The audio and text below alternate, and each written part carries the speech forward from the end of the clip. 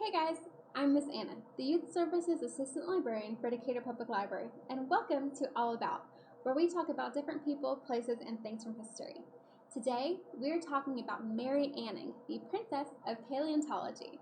And that is to say, she's the first female paleontologist, and paleontologist is just a fancy word for someone who studies fossils and prehistoric life.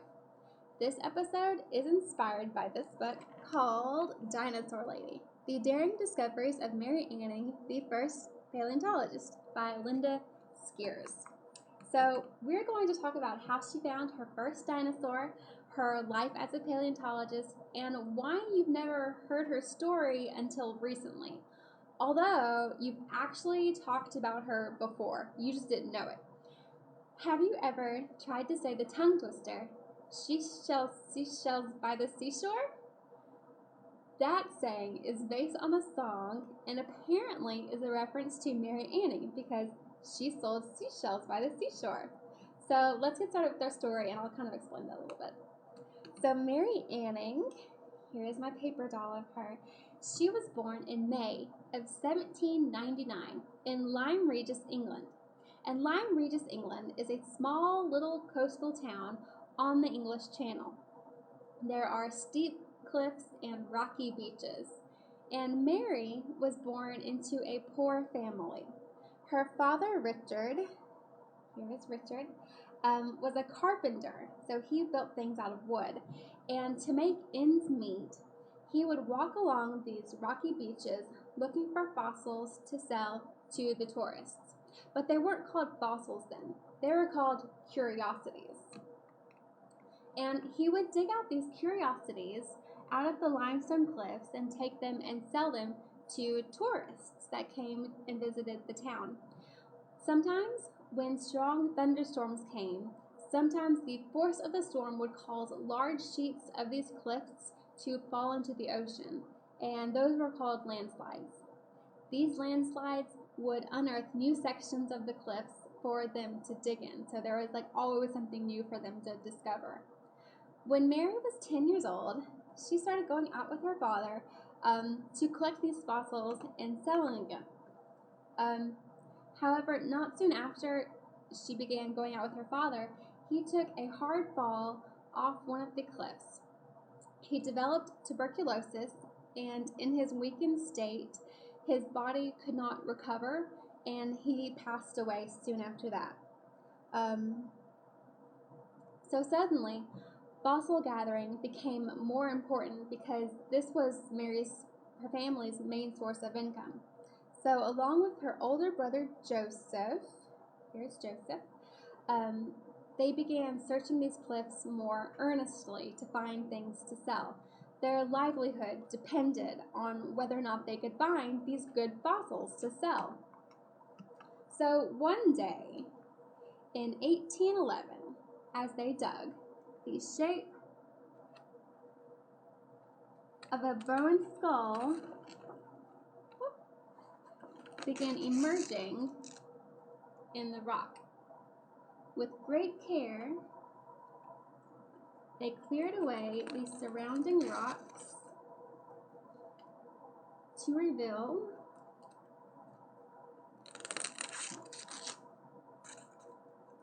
a dinosaur.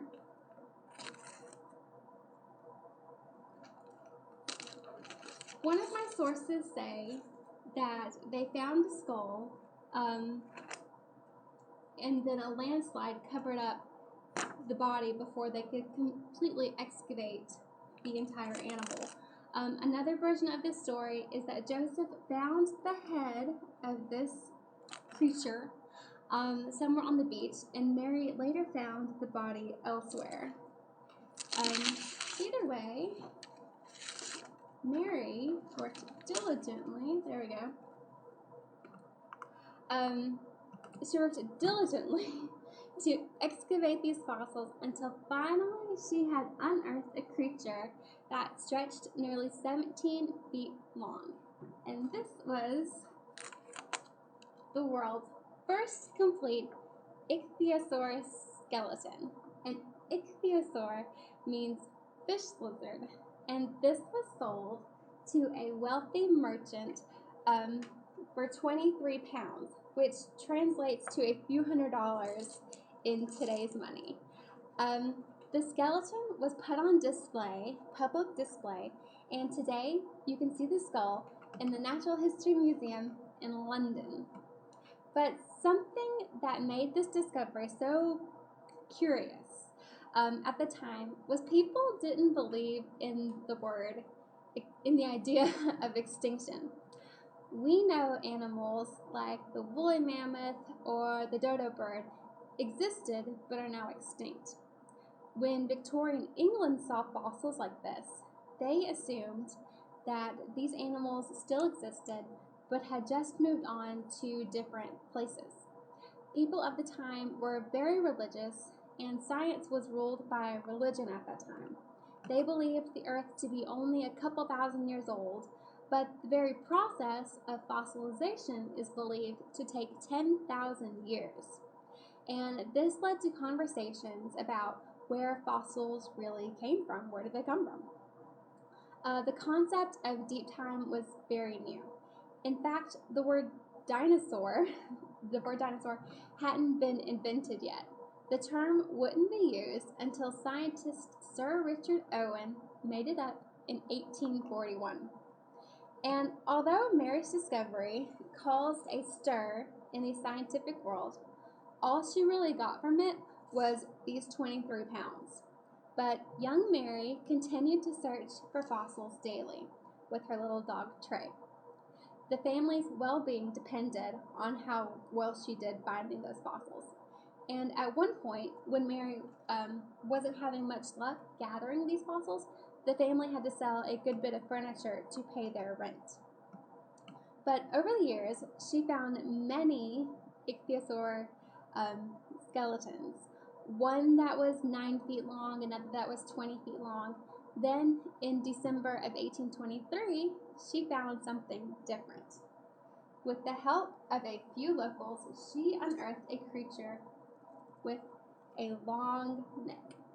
And this creature was so odd that some believed she had baked it, including Georges Cuvier, who was the world's leading expert on animal anatomy at the time. The British Museum, though, they studied these fossils that she found, and they said they were authentic. Mary sold this fossil to the Duke of Buckingham for 200 pounds. The creature was named Plesiosaurus. But before that, it was called a sea dragon. 5 years later, in 1828, she made a third discovery, and this one was called a pterosaur. And this was the first pterosaur to be discovered outside of Germany, and it was sold to fellow fossil hunter William Buckland. And I have a picture of William Buckland right here. Mary also discovered different types of ancient fossilized fish. And one thing that made her discoveries so great was the quality in which these dinosaurs were preserved. The ichthyosaur she found, they were in such good condition. Sometimes you could make out the pieces of fish that were stuck in its stomach, like the bones and even the fish scales. Also, she studied coprolites, which is fossilized dinosaur poo. Her and William Buckland were both fascinated with studying dinosaur poo, and at least once she mailed Mr. Buckland a letter with samples, which I thought was just the funniest thing to read and to imagine, the mailing dinosaur poo in the mail. But she earned quite a reputation amongst other fossil hunters and scientists. They would write letters about her findings to her. They would come and visit her in Lyme Regis and dig with her on the rocky beaches. And from what I read, most of them were surprised at her knowledge. She knew a lot about what she was doing and what she was digging up. Mary Anning died on March 9, 1847, from breast cancer. She died in her hometown of Lyme Regis, Dorset, England. And although she died as a local celebrity, Most people outside of her hometown didn't know who she was. But why? How? How could so many people know about her discoveries but not know about her? Want to know why? Because her name wasn't included in any of her discoveries. Other scientists would write papers using information that she had gathered and collected, and then those papers would be published without giving her any of the credit. And that was the world she lived in. It was the 1800s. The world was very different than the one we live in today, and women were not viewed as equal to men. Despite all these discoveries, all this research during her lifetime, the fossils that she sold rarely carried her name. Instead, they became attached to whoever had bought them from Mary. Later in her lifetime, she was given a small pension for her work, but not near the professional recognition that she deserved. There is one line in this book that I want to read to you. This is Trailblazers, 33 Women in Science Who Changed the World by Rachel Swaby. Here it is. The record of Anning's contributions has always teetered dangerously close to being covered over. And it was just that sentence. So I'm going to read it again. The record of Anning's contributions has always teetered dangerously close to being covered over. Isn't that crazy to think about? If not for the letters, journals, drawings, oral stories, Mary Anning's name might have been lost to us. And this leads me into my final thought that I want to leave you with. To always give credit where credit is due. Have you ever heard of that phrase? It means to acknowledge someone else for their help and their contributions. At school, if you are writing a paper, cite your sources and be aware of who wrote the information you are reading. A lot of time goes into researching, collecting, and writing, and we should always honor and give credit where we need to. That's called having integrity and being honest and having good, strong morals. And in regard to this story, I have a lot of things on my table today. In regard to this story, I'm glad to say that Mary Anning is finally receiving some of the credit that she is due. So, real quick before we end, I do want to go over my sources with you. I couldn't find a whole lot that was just like focused solely on Mary Anning.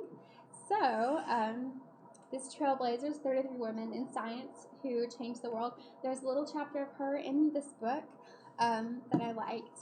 And here's another one. Women in Science, 50 Fearless Pioneers Who Changed the World by Rachel Ignovsky. She has just 2 pages in this one, but it has some really cute illustrations.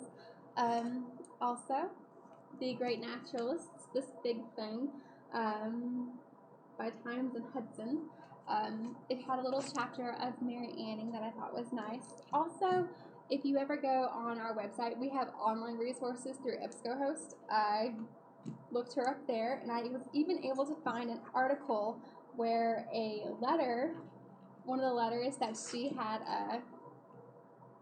written to William Buckland about the fossilized poo. I found one of those letters that was being sold. But those are my sources for this video. But that's all I have to share with you today. I hope you enjoyed this episode. I hope you learned something new. I thought her story was just so cool that I wanted to share with you. All right, bye guys.